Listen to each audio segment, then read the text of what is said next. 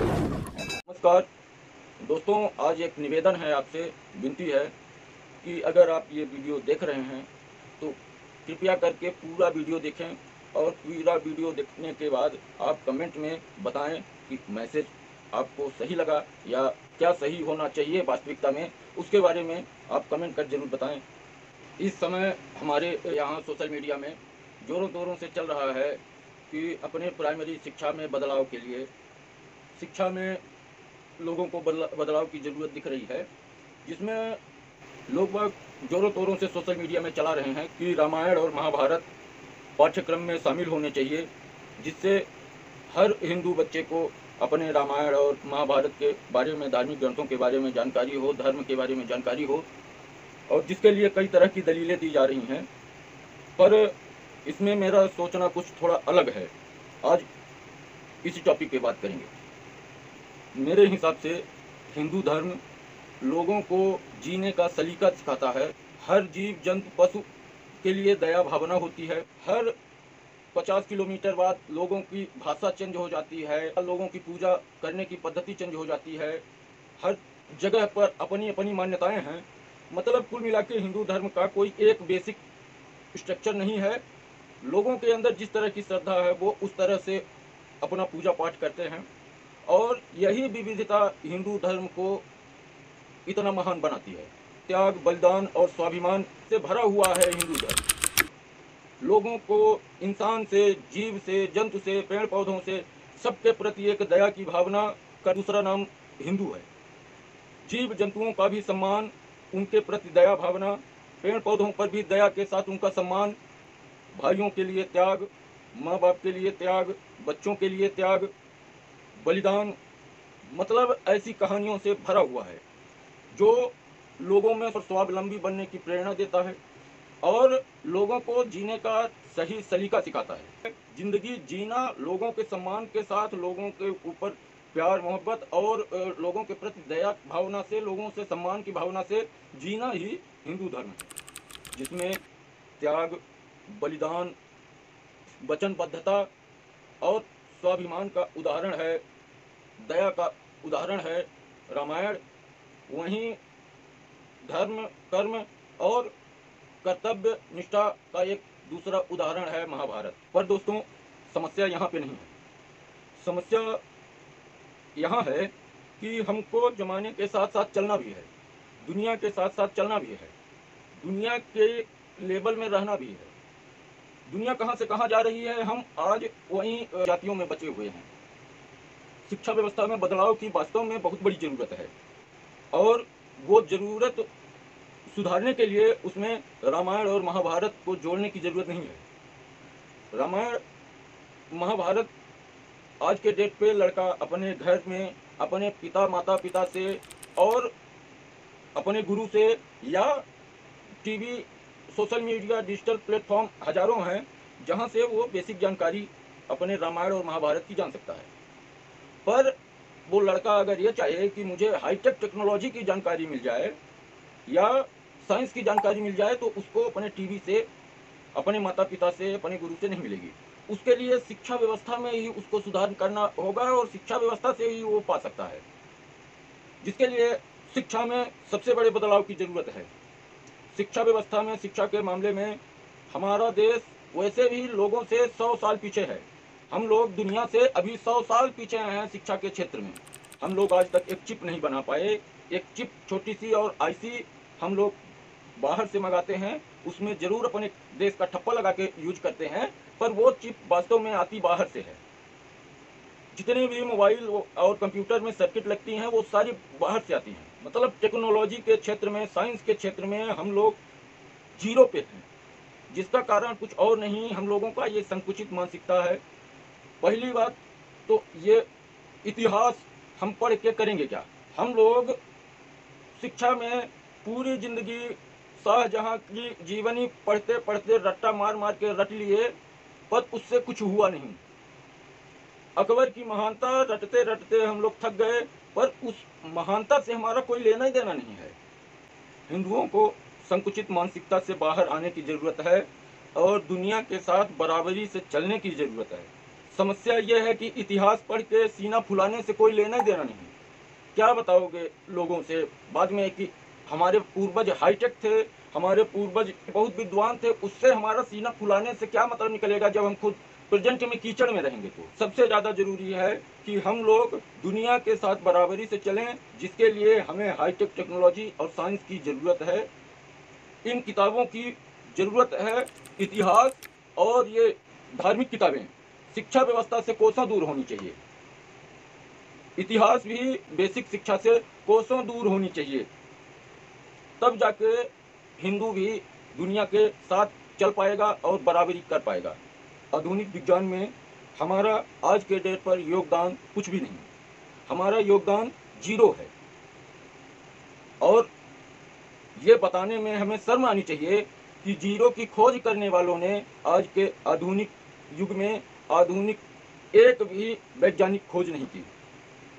हिंदुओं को शर्म आनी चाहिए ये बताने में कि हमारे पूर्वजों ने जीरो की खोज की, पर आज के डेट पे आधुनिक वैज्ञानिक खोज हम नहीं कर पाए। हिंदुओं को अपनी प्राथमिकता तय करनी चाहिए। उनको एक चीज़ चूज करना है कि आप विज्ञान को लेंगे या इतिहास को लेंगे। इतिहास की जानकारी आदमी को कई तरीके, आज के डेट पे हजारों तरीके हैं जिससे हम अपने इतिहास के बारे में जान सकते हैं, पढ़ सकते हैं, देख सकते हैं और सुन सकते हैं। इसके लिए बेसिक शिक्षा और धार्मिक शिक्षा को खिचड़ी बनाने की जरूरत नहीं है। अगर ये आज तक खिचड़ी ही बनती रही बेसिक शिक्षा और इतिहास के साथ, धार्मिक किताबें नहीं जुड़ी और उसमें इतिहास को जोड़ के, इतिहास और बेसिक शिक्षा को जोड़ के जो खिचड़ी बनती रही, उसका लास्ट प्रोडक्शन हम लोगों जैसे निकले हैं जो किसी काम के नहीं। मतलब आप जो पढ़े हैं वो ही पढ़ा सकते हैं, उसके अलावा कुछ नहीं कर सकते। उस पढ़ाई का, इतिहास का आप अपने जीवन में किसी तरह का काम नहीं कर सकते। मतलब मेरे कहने का सिर्फ इतना है कि शिक्षा व्यवस्था इस तरह से होनी चाहिए कि रोजमर्रा की दिनचर्या में वो आदमी को उस टाइप का बनाए कि वो अपनी जिंदगी को आसान तरीके से जी सके। वो आज के डेट पे टेक्निकल नॉलेज के माध्यम से ही पाया जा सकता है। बेसिक टेक्नोलॉजी और टेक्निकल नॉलेज ही आदमी को आज के डेट पे ठीक ठाक इनकम, नौकरी दिला सकता है। और दुनिया के साथ चलने की ताकत सिर्फ टेक्निकल क्षेत्र और विज्ञान, साइंस से ही मिल सकती है, उसके अलावा और कुछ नहीं। जिसके लिए प्राथमिक शिक्षा और धार्मिक शिक्षा को खिचड़ी भी करने की जरूरत नहीं है। उसके लिए आप धार्मिक शिक्षा के लिए पुरानी तरह से गुरुकुल जैसी संस्थाओं को खड़ा करना चाहिए शुरू से। उसमें बेसिक शिक्षा अलग रहे और धार्मिक शिक्षा अलग रहे। धार्मिक शिक्षा के लिए गुरुकुल जैसी संस्थाएं हर जगह खड़ी करनी चाहिए कि जो बच्चे या जिनके घर वाले चाहते हैं कि हमारा बच्चा धर्म के क्षेत्र में बेसिक जानकारी प्राप्त करे, उसका भी एक अलग स्कोप है, उसका भी एक अलग जगह है, उसकी भी ज़रूरत है। तो जिसके लिए गुरुकुल जैसी व्यवस्था नीचे से स्टार्ट करनी चाहिए, जिसमें धार्मिक शिक्षा पूरी तरह से धार्मिक शिक्षा उनको दी जाए। बल्कि उस धार्मिक शिक्षा में हो सके तो बेसिक विज्ञान की शिक्षा देनी चाहिए। मूल शिक्षा में धर्म को जोड़ने के बारे में लोगों को सोचना ही नहीं चाहिए। धार्मिक शिक्षा और मूल शिक्षा अलग अलग हो और तभी आदमी अपने लक्ष्य तक पहुंच सकता है। नहीं तो इंसान न मूल शिक्षा के तरफ वो कभी किसी तरह की खोज कर पाएगा और न ही वो कभी आध्यात्मिक ही बन पाएगा। वो दोनों तरफ से किसी काम का नहीं रह जाएगा। इसलिए धार्मिक शिक्षा और मूल शिक्षा अलग अलग ही होनी चाहिए। और इसके अलावा ये जो गुरुकुल जैसी संस्था के लिए बारे में बात कर रहे हैं, तो गुरुकुल जैसी शिक्षाओं के लिए आपको सरकार पे भी निर्भर होने की जरूरत नहीं है। सरकार से कोई लेना देना नहीं है। सिर्फ एक मंदिर 100 गुरुकुल चला सकते हैं। हर एक हिंदू मंदिरों में इतना पैसा है कि एक एक मंदिर 100 गुरुकुल जो चला सकते हैं, पूरी सहूलियत, पूरी सुविधा के साथ। अगर इसमें धर्म गुरुओं के पैसे को भी जोड़ दिया जाए तो ये इतना पैसा हो जाएगा कि पूरे विश्व में गुरुकुल जैसी संस्था खोली जा सकती है, पूरे विश्व में। और ये गुरु हों या मंदिर में हों, ये पैसा हिंदू चढ़ावा देते हैं, ना कि उनको टैक्स देते हैं। ना वो गुरुजी को टैक्स दे रहे हैं और ना ही मंदिर में वो टैक्स दे रहे हैं। अपने काम, अपने स्वेच्छा से वो धर्म के लिए दान कर रहे हैं कि हमारे धर्म के लिए है, और वो पैसा वास्तव में धर्म में ही यूज होना चाहिए। और धर्म के लिए इससे बड़ा धर्म क्या होगा जब गुरुकुल जैसी संस्था खड़ी होगी और उससे जो बच्चे निकलेंगे अपने धर्म की बेसिक जानकारी लेके, इससे बड़ा धर्म हिंदुओं के लिए क्या होगा कि उनके दिए हुए चढ़ावे से, उनके दिए हुए दान से अगर लोगों को शिक्षा मिल रही है, वो भी धार्मिक शिक्षा मिल रही है, तो इससे बड़ा धर्म और क्या होगा हिंदुओं के लिए। तो इस व्यवस्था के लिए वास्तव में हिंदुओं को सरकार पे भी आश्रित होने की जरूरत नहीं है। सिर्फ मंदिर और धर्मगुरु चाहें तो ऐसी संस्थाएं खड़ी कर सकते हैं। और वैसे भी हिंदुओं में परंपरा रही है कि शिक्षा फ्री में नहीं लेते। हिंदू शिक्षा के बदले कुछ ना कुछ दे के शिक्षा लेते हैं, और उसके अलावा भी वो स्वयं सेवा कर शिक्षा प्राप्त करते हैं। शिक्षा गुरुकुल में उनको स्वयं सेवा ही करनी होती है, स्वयं सेवा और सेवा की भावना से वहाँ जाके वो शिक्षा प्राप्त करते हैं। और शिक्षा, हिंदुओं की वास्तविक परंपरा यही है। और शिक्षा प्राप्त करने के बाद वो गुरु को गुरु दक्षिणा भी देते हैं। हिंदू धर्म में फ्री में किसी तरह का ज्ञान नहीं लेते, ये हिंदुओं में बेसिक परंपरा है। तो मेरे कहने का मतलब ये है कि गुरुकुल जैसी संस्था चलाने के लिए थोड़े से मदद में एक पूरा सिस्टम तैयार हो सकता है, एक पूरी तरह से नया सिस्टम खड़ा हो सकता है। ये सारी व्यवस्था खड़ी करने के लिए, ये पूरा सिस्टम बनाने के लिए किसी की कोई ज़रूरत नहीं है। मात्र अच्छे नीति के साथ एक नेता की ज़रूरत है जो हिंदुओं को मार्गदर्शन करके उनको रास्ता दिखा दे, एक अच्छी नीति बना के लोगों को राह दिखा दे, और एक बार, मात्र एक बार मार्गदर्शन करने की ज़रूरत है जो एक हिंदू हृदय सम्राट ही कर सकता है।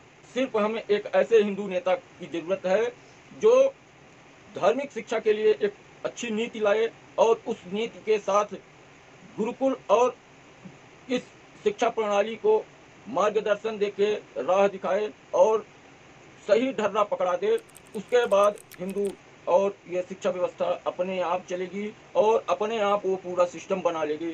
सिर्फ एक बार अच्छे नीति के साथ एक अच्छे नेता की ज़रूरत है, जो इस समय हमारे पास है भी। मात्र इसीलिए मैं ये मैसेज रिकॉर्ड किया हूँ। कृपया करके आप लोगों से निवेदन है कि मेरी बातों में अगर थोड़ा भी आपको लगा हो कि बात में दम है या कुछ है, इस पर बात करनी चाहिए, इस मुद्दे को उठाना चाहिए। और जो लोग सोशल मीडिया में रामायण और महाभारत को बेसिक शिक्षा में खिचड़ी बनाने की बात कर रहे हैं, उन सब से निवेदन है कि धार्मिक शिक्षा और मूल शिक्षा अलग रहने दें। और ये मैसेज अगर आपको सही लग रहा है तो आगे लोगों तक पहुंचाने में मेरी मदद करें, और अपना कमेंट जरूर दें कि आपको वीडियो कैसा लगा, हमारा मैसेज कैसा लगा। बस, धन्यवाद, नमस्कार।